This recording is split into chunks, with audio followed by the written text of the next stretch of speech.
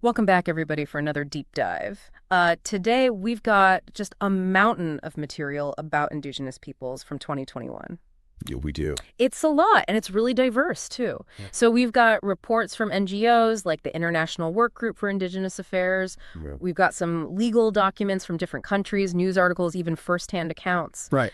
All of it, though, is focused on, the situation and rights of Indigenous peoples globally. Yep. So today's mission is to kind of dig through all of this and try to pull out, the biggest trends, the most impactful events that were affecting Indigenous peoples in 2021. It is amazing to see what these sources, they really paint a picture of resilience in the face of some pretty tough challenges. Yeah, and one thing that really jumps out right away from the IWGIA's Indigenous World 2022 report is just how disproportionately the COVID-19 pandemic hit Indigenous communities. Yeah. And it wasn't just about health either. The economic consequences were really, really bad. Yeah. And it's important to remember this wasn't a new problem, right? Indigenous peoples have always faced marginalization, lack of support from governments, and that made them incredibly vulnerable when the pandemic hit. The report from Botswana was really eye-opening for me. Tourism revenue, which is, essential for many communities there, just plummeted by something like 80% in 2021. And at the same time, the diamond industry in Botswana saw its profits soar. So Yeah. it's a pretty stark contrast, and it raises some serious questions about who benefits from resource extraction, and how those benefits are shared or not shared with Indigenous communities. Yeah, and it's a pattern that we've definitely seen before, unfortunately. And speaking of control over resources, land rights were another huge issue in 2021. Absolutely. And Botswana, again, offers a really good example of this. Yeah. The government there had this plan to seize land within the Moremi Game Reserve. And this land had formerly belonged to the Kauai San people. They wanted to use it for a government-run facility. And this sparked outrage. Yeah, the local council even voted against it. Right, they did. And the Minister of Land Management justified this move by citing the Tribal Land Act. And this act's basically a framework for governing land allocation and use. But it has been controversial, with some people arguing that it's used to undermine Indigenous land rights. So this case raises some questions about whether existing legal frameworks truly protect Indigenous communities from dispossession. Yeah, it's sadly reminiscent of, the forced expulsion of Indigenous peoples from the Central Kalahari Game Reserve in the 1990s.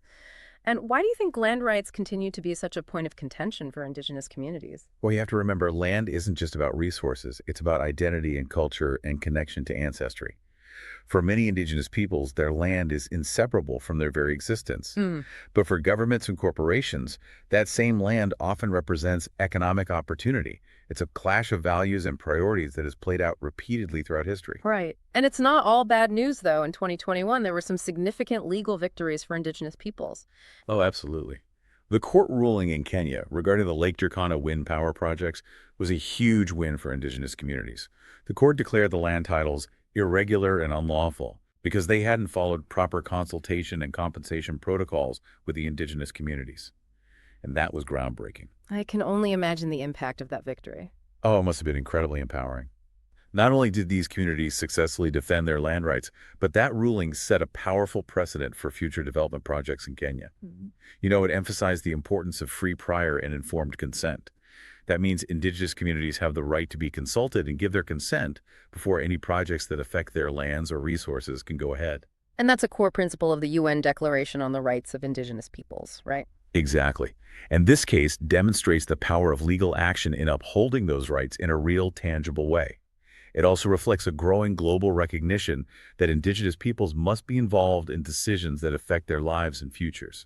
And speaking of global recognition, the IWGIA report highlighted how Indigenous women were playing an increasingly vital role in 2021. Oh yeah, they were on the front lines of so many movements. In Chile, for instance, Indigenous women secured an unprecedented 17 seats in the Constitutional Assembly. Wow. This was a historic first, and it gave them direct input in drafting a new framework for their country. This came after the 2019 social uprisings in Chile. Exactly. And it really demonstrates the growing political influence of Indigenous women, particularly when it comes to shaping their nation's future. It makes you wonder how this new wave of leadership might translate into concrete policy changes and really address those long-standing inequalities. It's incredibly inspiring to see Indigenous women shaping the future of their nations. But despite all these positive developments, the IWGIA report made it clear that serious challenges persisted in 2021. Yeah, unfortunately, that's true. And some of these challenges are particularly acute for Indigenous women. The report from Papua New Guinea, for example, revealed an alarming statistic. Over 26% of Indigenous women surveyed reported experiencing violence, often linked to military operations against the Free Papua movement. That's heartbreaking. And the report also mentioned that very few of these cases are ever brought to court. Right, and that points to this deeper issue of systemic discrimination and impunity. Indigenous women are often denied justice, and they face immense hurdles in reporting and seeking redress for the violence they experience. Yeah. It's a sobering reminder of the work that still needs to be done to ensure their safety and access to justice. And it's clear that, these challenges aren't isolated to one region or another.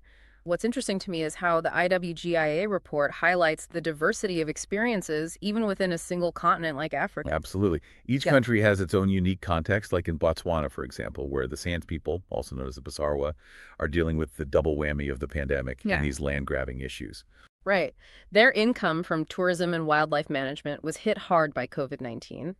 And then they had to deal with that government decision to acquire land within the Moremi Game Reserve, which traditionally belonged to the Kosan people. They were going to use it for a tourist facility. It just highlights the complex layers of challenges that Indigenous communities face. They're dealing with the immediate impacts of a pandemic and then these long-standing systemic issues like land dispossession. And it's easy to see how those things, get all tangled up.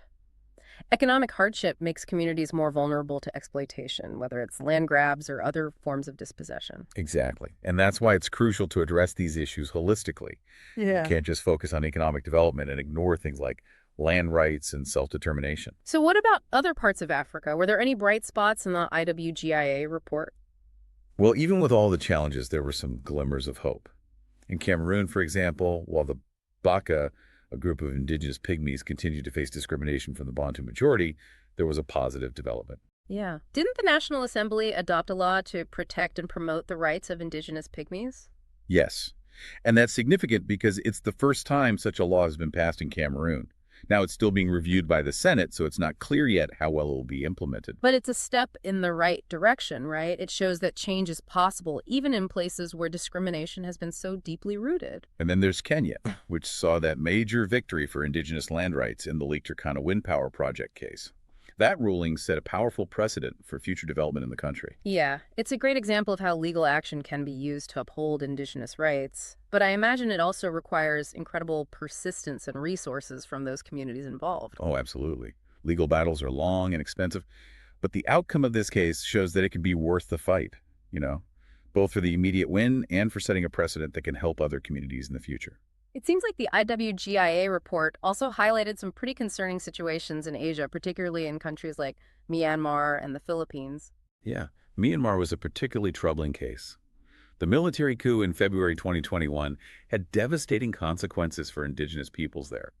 The Karenni and Kachin people, for instance, faced widespread violence and displacement with the military directly targeting their communities. It's so disheartening to see how quickly years of progress on indigenous rights can be undone. It makes you wonder what the international community can do to protect indigenous communities in situations like this. It's a complex question for sure. Increased awareness and pressure on governments to respect indigenous rights is crucial. Sanctions, diplomatic efforts, and support for human rights organizations working on the ground can all play a role. And in the Philippines, I recall reading about the government's continued militarization of indigenous territories. It led to violence, harassment, and displacement. Yes, particularly for the Lunad people in Mindanao. They had their schools and communities targeted under the guise of counterinsurgency efforts.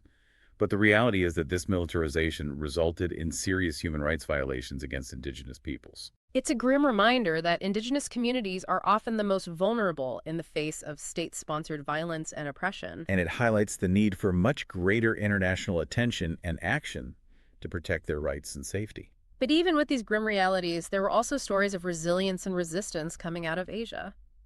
The IWGIA report mentioned a group in Thailand called the International Network of Indigenous Women in Thailand, or IWNT.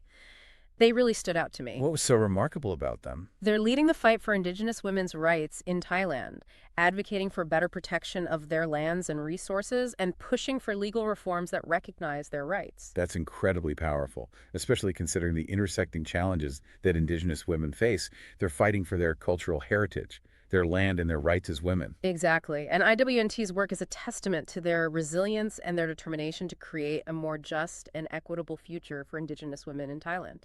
Their work also reminds us that progress often comes from the ground up, driven by those most affected by injustice. They're not waiting for someone else to fix things, they're taking action themselves. So shifting gears a bit and focusing on Latin America, how would you characterize the situation for indigenous peoples in that region in 2021? It was a mixed bag, really. A year of progress and setbacks, hope, and continued struggle. Chile, for instance, was in the midst of major political transformation with indigenous peoples playing a key role in drafting a new constitution. They secured seats in the Constitutional Assembly, giving them a direct voice in shaping the country's future. And they elected Elisa Loncan Intileo, a Mapuche linguist, as the president of the Constitutional Assembly. Yes, her election was a truly historic moment, a powerful symbol of the growing recognition of indigenous leadership and the need to incorporate indigenous perspectives into national decision-making. It must have been so inspiring for indigenous communities in Chile to see one of their own leading this process of constitutional change. Absolutely. It was a major step forward. But we have to remember that political progress doesn't always lead to immediate improvements on the ground. Indigenous communities in Chile continue to face challenges related to land rights, resource extraction, and environmental degradation. So while there's reason to celebrate these political gains, the fight for tangible change on the ground is far from over. Exactly. And that's a recurring theme we see in so many of these reports, these moments of progress. But they're often happening alongside these ongoing struggles for basic rights and recognition. Colombia is another example of that complexity. They're still grappling with the legacy of armed conflict, and the impact on indigenous communities has been severe. Even though peace accords were signed, violence against indigenous leaders and activists continued, and many indigenous territories remain militarized. This has led to ongoing displacement, human rights abuses, and lack of access to essential services. The Nasa people in Cauca seem to be hit particularly hard by this ongoing violence. Yes, their land rights were violated repeatedly, and they were caught in the crossfire between various armed groups. It's a tragic situation, and it really highlights the need for more comprehensive peace-building efforts that specifically address the needs and rights of indigenous communities. It sounds like there's a real disconnect between the rhetoric of peace and the reality on the ground. Absolutely. And that's an important point. We need to move beyond just signing agreements.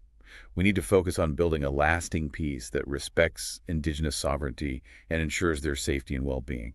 So were there any positive developments in Latin America that stood out to you in the report? Well, one encouraging development was the growing influence of the Inter-American Court of Human Rights, or ICHR, in upholding indigenous rights. Didn't they rule in favor of several indigenous communities recognizing their land rights and condemning human rights violations against them? They did. And these rulings set important legal precedents and hold states accountable for their obligations to indigenous peoples. It's a powerful reminder that international legal mechanisms can be a crucial tool in protecting indigenous rights. Let's shift our focus to the Pacific now. What were some of the key issues facing indigenous peoples in Oceania in 2021? Well, the COVID-19 pandemic was a huge challenge for indigenous communities in the Pacific border. Closures and travel restrictions disrupted traditional trade routes, cultural exchanges, and family connections across the region. I can only imagine how isolating that must have been, especially for communities that rely so heavily on those connections for their cultural and economic well-being. Yeah.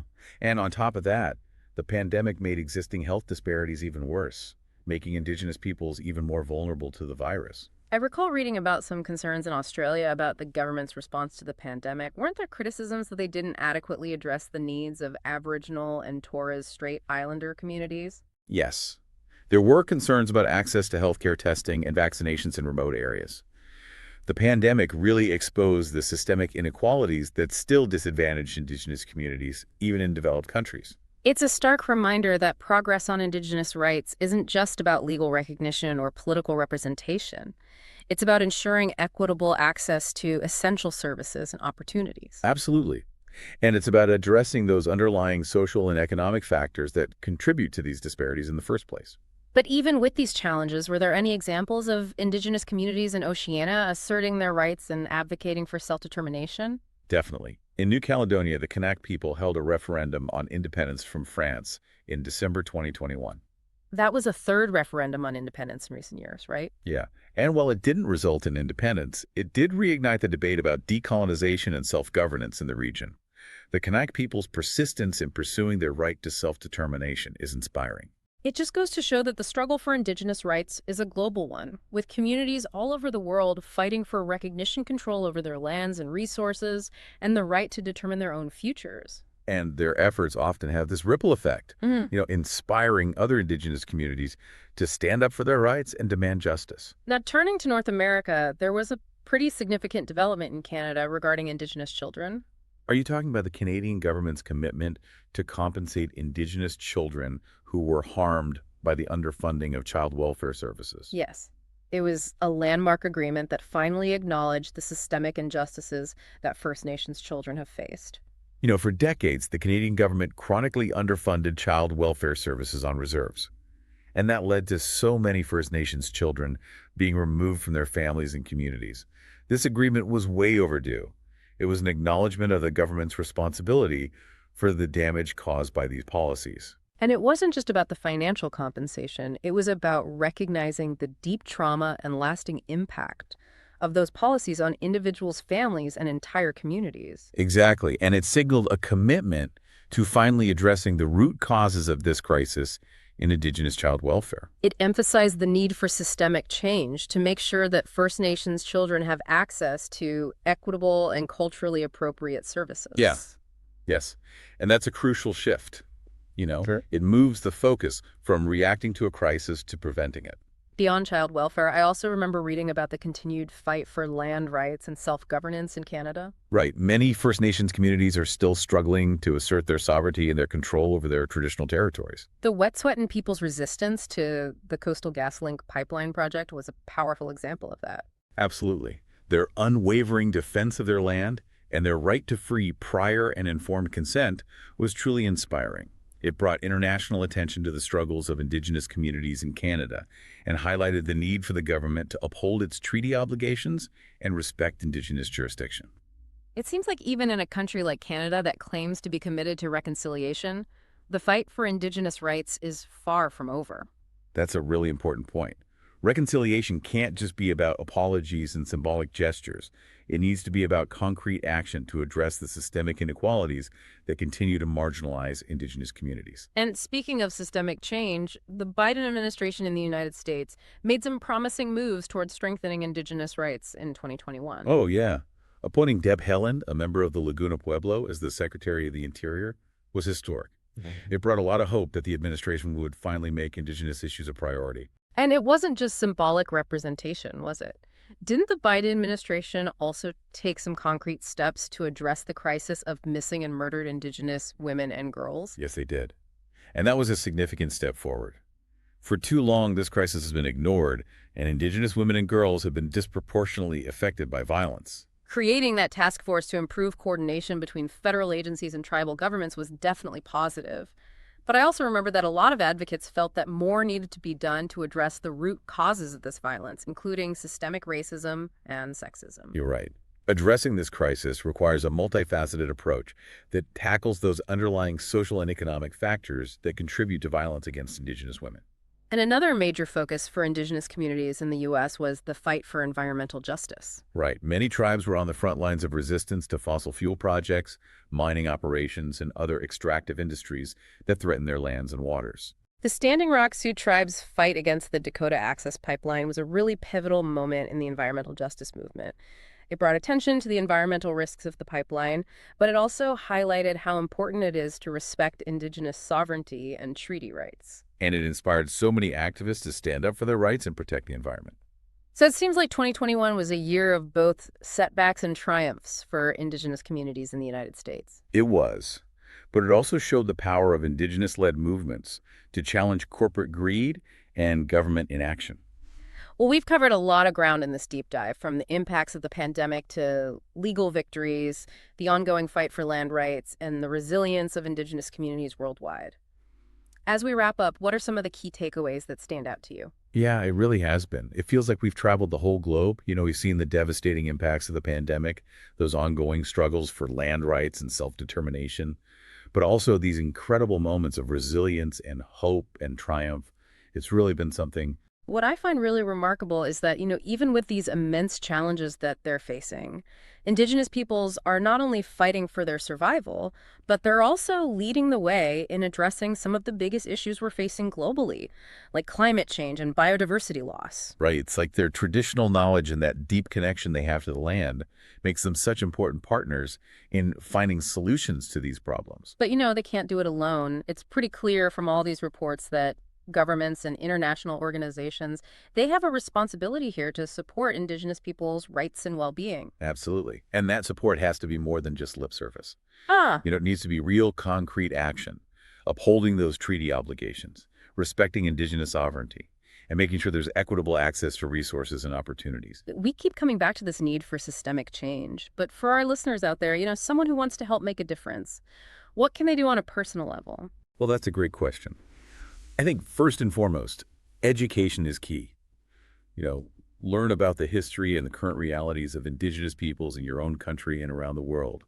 There are so many resources available online in libraries through indigenous-led organizations. And once you've got a good understanding of the issues, look for ways to get involved. You can support Indigenous-led organizations, advocate for policies that uphold Indigenous rights, and amplify Indigenous voices in your own community. Yeah. And honestly, don't underestimate the power of just listening and learning from indigenous peoples. Attend those cultural events, read books and articles by indigenous authors, and look for opportunities to engage in some respectful dialogue. So much of what we've been talking about really comes back to respect, doesn't it? Respect for Indigenous knowledge, their rights, their culture. Absolutely. It's about recognizing that indigenous peoples aren't just stakeholders, they are rights holders. They have a right to self-determination, the right to control their lands and resources, and the right to live with peace and dignity. Well, I think we've given our listeners a lot to think about today. We've just barely scratched the surface of the vast world of Indigenous peoples. But hopefully this deep dive has provided some insights and maybe sparked your curiosity to learn more. It really has been an honor to share these stories with you. And remember, everyone, the fight for indigenous rights is an ongoing one. We all have a part to play in creating a more just and equitable future for indigenous peoples all over the world. Thanks for joining us for this deep dive. We'll see you next time.